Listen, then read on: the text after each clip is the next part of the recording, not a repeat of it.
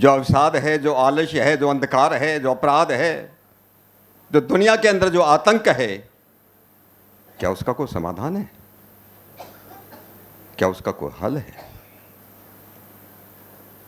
जो ये विषय डॉक्टर वीरोत्तम तोमर जी ने रखा है, मैं उनका भी अभिनंदन करता हूं।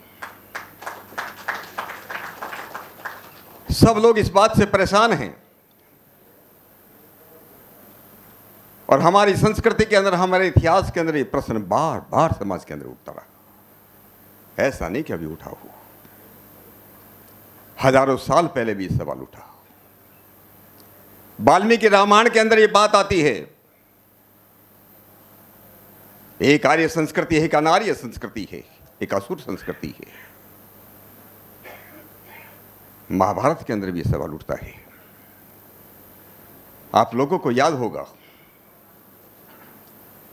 महाभारत के युद्ध में एक कौरवों की सेना, एक पांडवों की सेना के दूसरे के सामने खड़ी है। भगवान कृष्ण सारथी बनकर के अर्जुन को लेकर के आते हैं,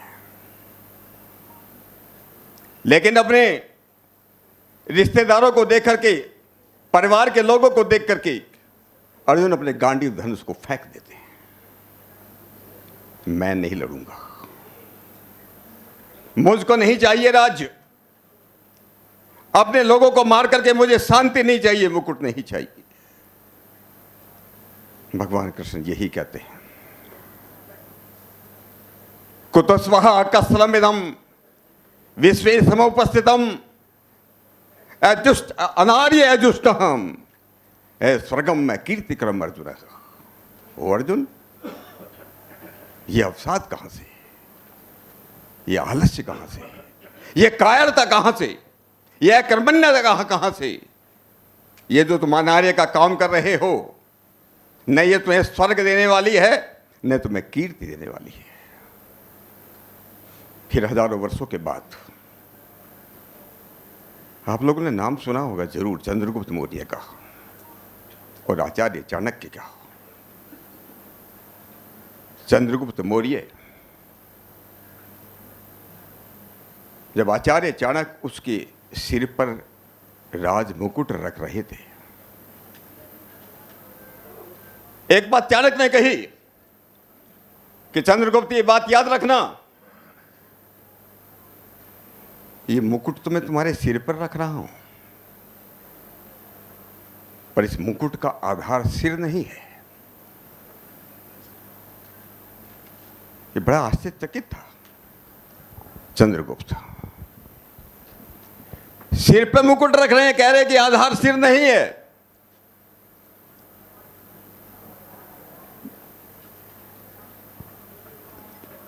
चंद्रगुप्त ने पूछा, फिर गुरु जी आधार क्या है? आचार्य चाणक्य ने कहा, वाणी इसका आधार है। वाणी अच्छी होगी तो दुश्मनों को दोस्त बना सकती है, और वाणी खराब होगी तो दोस्तों भी दुश्मन में बदल जाते हैं।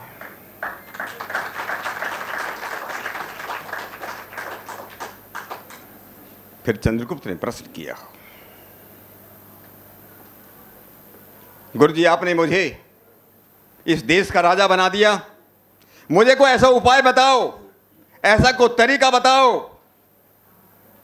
कि मेरे राज्य के अंदर सुख समृद्धि और शांति शांति रहे। सुख समृद्धि और शांति शांति रहे, कोई परेशान न हो, कोई दुखी न हो। चाणक्य ने इसका उत्तर दिया, बहुत सुंदर उत्तर दिया। आचार्य चाणक्य ने लिखा, व्यवस्थित आर्य मर्यादा, व्यवस्थित आर्य मर्यादा कृतम वर्णाश्रम स्थित है, कृतम वर्णाश्रम स्थित है, त्रियाहि रक्षितो लोके, त्रियाहि रक्षितो लोके, परिसीदति न सीदति, परिसीदति न सीदति। जिस राज्य के अंदर तीन बातें होगी उसमें किसी भी प्रकार का दुख नहीं होगा, केवल सुख समृद्धि और शांति ही शांति होगी। प्रसीदति, सब सुखी होंगे, न सीदति, कोई दुख नहीं होगा। क्या कहा है आचार्य चाणक्य ने?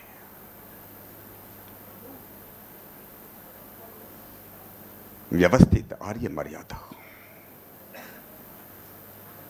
आर्य मर्यादा होना चाहिए, वर्णाश्रम व्यवस्था होना चाहिए, वेदों से रक्षित देश होना चाहिए। त्रिया रक्षितो लोके प्रसिद्धि न सिद्धि। अभी शायद डॉक्टर ज्वलन कुमार जी शायद बोल रहे थे, मुझे एक कहानी याद आई। ये क्या आर्य मर्यादा है और क्या समाज के अंदर होता है। कुछ साल पहले एक ब्राह्मण, एक पंडित कहना चाहिए, गंगा में स्नान करके आया। जैसे सड़क पर आया, एक गधे का एक्सीडेंट हो गया था।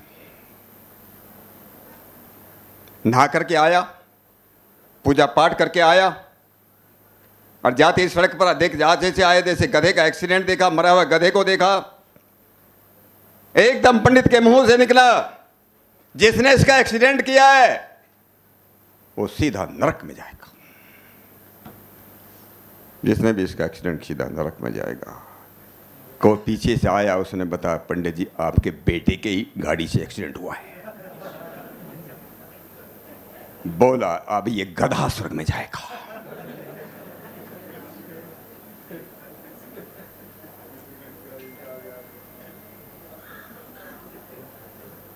पंडित की गाड़ी से एक्सीडेंट हुआ है ना, उससे सीधा स्वर्ग में जाएगा। ये आर्य मर्यादा नहीं है। इसलिए हमारे देश के अंदर हमारे ऋषियों ने, हमारे राजाओं ने जब व्यवस्था दी, आप लोगों को मालूम होगा, बहुत लोगों को बात मालूम होगा, हमारे देश के अंदर राजा ऐसे होते थे जो घोषणा करते थे। आप लोगों ने कहानी सुनी होगी, समय बहुत हो गया। ऋषि लोग आते हैं राजा अशुपति के यहाँ, राजा अशुपति निमंत्रण देते हैं कि आओ मेरे घर पे भोजन करो। ऋषि लोग मना कर देते हैं, नहीं हम राजा का अन्न नहीं खाएंगे।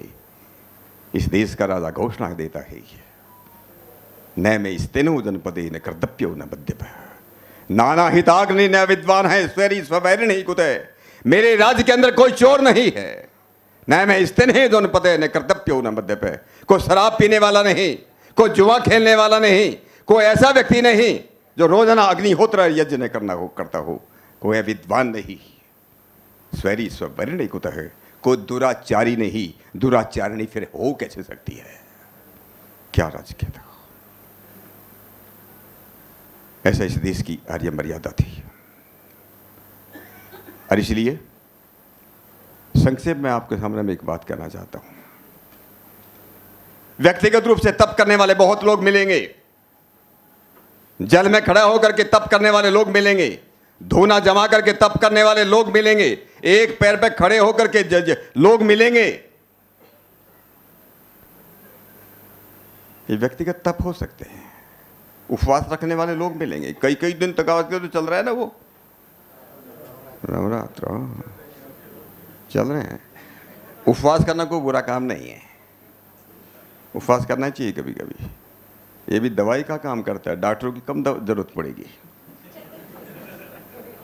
कभी कभी उपवास भी करना चाहिए, पर जैसे करते हैं जिस अंधविश्वास के साथ करते हैं वो गड़बड़ है। इसलिए हमारे ऋषियों ने कहा, यमान सेवेत सततम न नियमान केवलाम्बुध है। यमों का पालन करो। हमारे 5 यम हैं और 5 ही नियम हैं। अहिंसा, सत्य, स्तेय, ब्रह्मचर्य, परिग्रह, 5 यम। ये सामाजिक, ये धर्म है, ये मॉरल कोड ऑफ कंडक्ट है, ये सोशल कोड ऑफ कंडक्ट है। 5 हमारे नियम है, वो इंडिविजुअल कोड ऑफ कंडक्ट है। सोच, संतोष, तप, स्वाध्याय, ईश्वर प्रणिधान। साफ सुथरा रहना चाहिए, भगवान का भजन करना ही चाहिए, स्वाध्याय भी करना चाहिए, तप भी करना चाहिए, लेकिन हमारे ऋषियों ने कहा, यमान सेवेत सत्यम न नियमान केवलम बुध है, यमात पतिति है कुर्बाणो नियमान केवलम भजन। जो केवल मात्र नियमों का पालन करता है और यमों का पालन नहीं करता, उसका पतन होता है, उसका पतन होता है।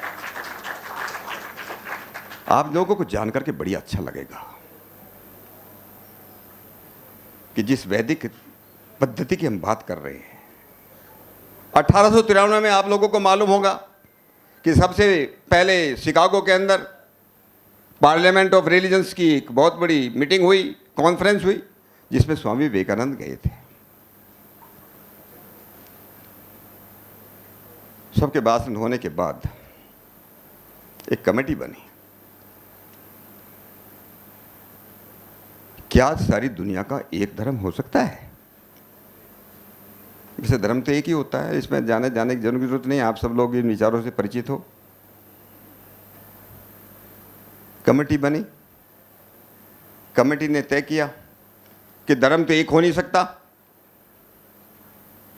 पर क्या उसकी कैरेक्टरिस्टिक हो सकते हैं, उसकी विशेषता क्या हो सकती है।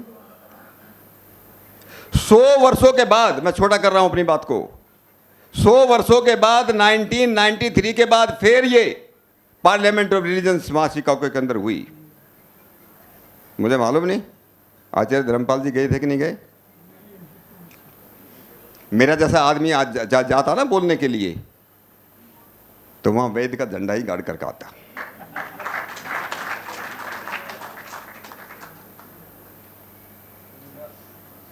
(1993) के अंदर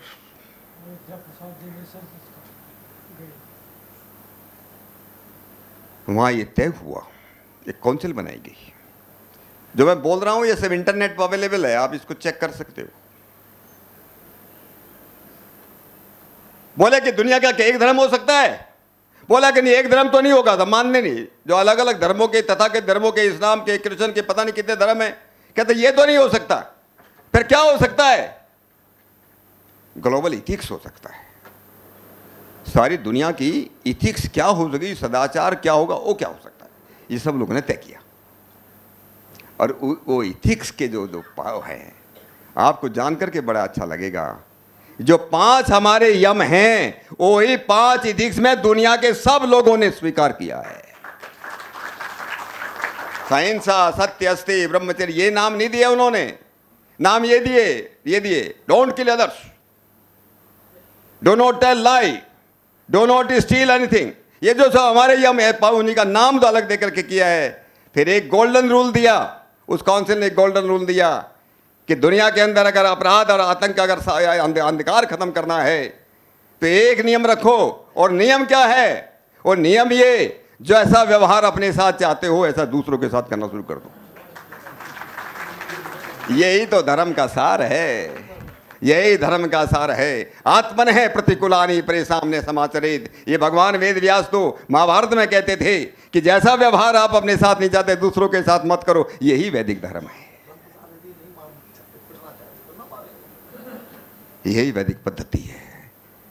और यही दुनिया में अवसाद, आलस्य, अपराध, आज दुनिया के अंदर इतनी समस्याएं हैं। हर तीसरे आदमी को डिप्रेशन, किसी को डिप्रेशन, किसी को टेंशन। में तो डिफरेंस समझा नहीं आज तक वैसे।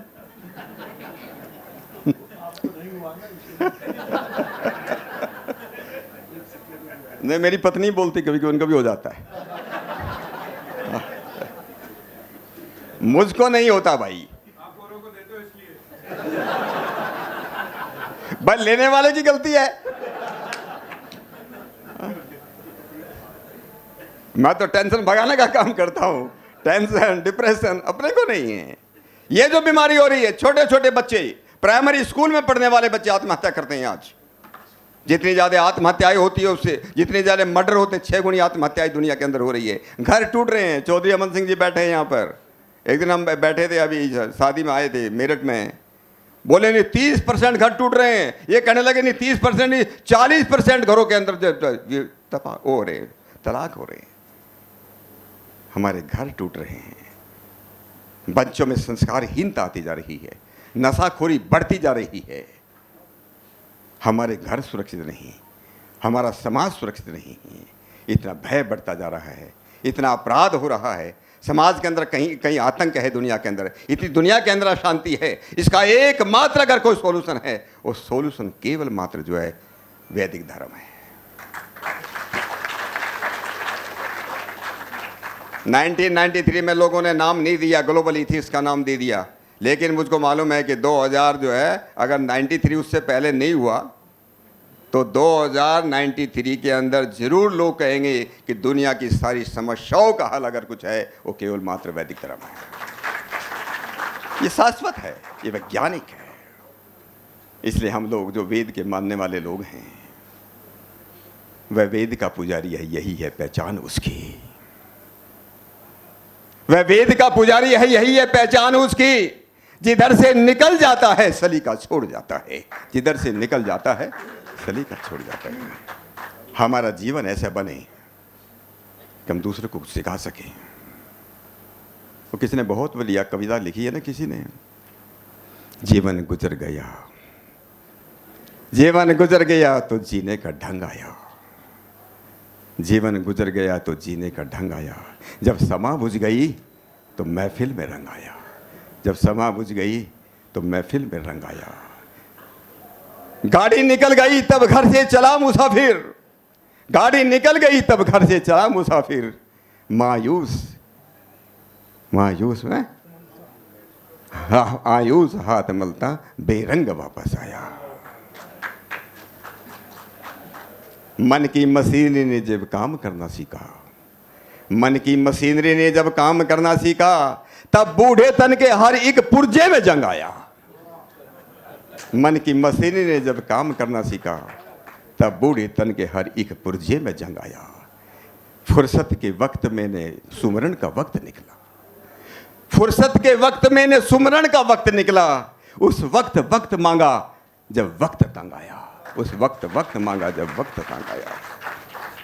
आयु ने नत्था सिंह, आयु ने नत्था सिंह जब सब हथियार फेंक डाले, आयु ने नत्था सिंह जब सब हथियार फेंक डाले। यमराज फौज लेकर के करने को जंग आया, यमराज फौज लेकर चरने को जा। इसलिए मित्रों, एक ही संदेश लेकर के जाना। स्वामी पूर्णानंद जी के इस जन्म उत्सव से एक ही संदेश लेकर के, एक ही संकल्प लेकर के जाना। मनुष्य जन्म मिला है तो मुझे इस वैदिक धर्म से, वेद धर्म से मेरा परिचय होना ही चाहिए, नहीं तो नुकसान अपना है, नुकसान अपना है, बार बार नहीं मिलता। मुझे मालूम नहीं कितने लोगों ने देखा है मेरठ का भूल भुलैया, ओ सॉरी लखनऊ का भूल भुलैया,